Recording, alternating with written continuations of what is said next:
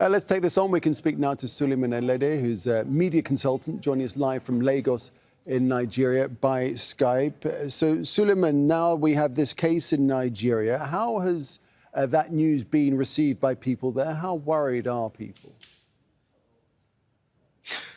Many thanks, Nick. Nigerians are worried, especially those in Lagos where the case was reported.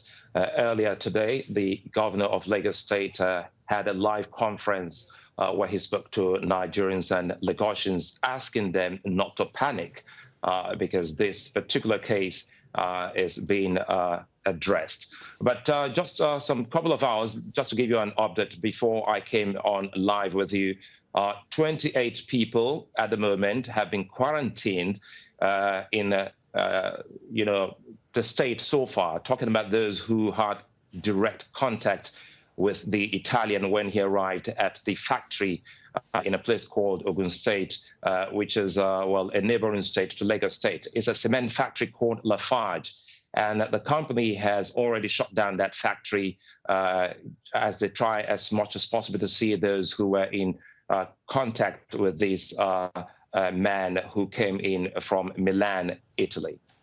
There are concerns, as you will know, that some countries will not have the means to deal with this virus. In Nigeria, of course, systems were put in place to deal with Ebola. How helpful are those systems now? How ready is Nigeria for any escalation in the uptake of the virus?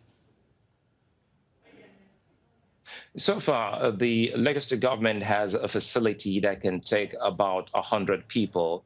So now the man who's come down with the virus is the only one in the facility, meaning they have about 99 beds there unoccupied. For the 28 that have been quarantined, they're just being watched closely to see if they'll come down with the virus.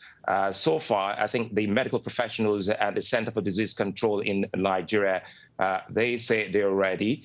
And the Minister for Health has also been speaking to people. But again, there's something that has happened in Lagos and a couple of other states and cities, and it has to do with the panic which the government has warned against. If you go to shops, and especially medical shops around Lagos in Nigeria, hardly would you be able to find a hand sanitizer to buy. And they've gone out of shop. And of course, the face mask is also in scarce demand. So in so many other places you go to in Nigeria, like the electricity company where I presently consult for, the company has tried as much as possible to also give out nose masks.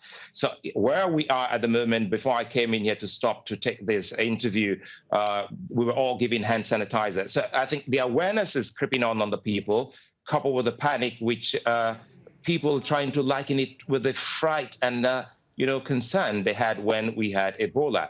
As you rightly said, Nigeria was able to manage Ebola, so the doctors here, they say they're also ready.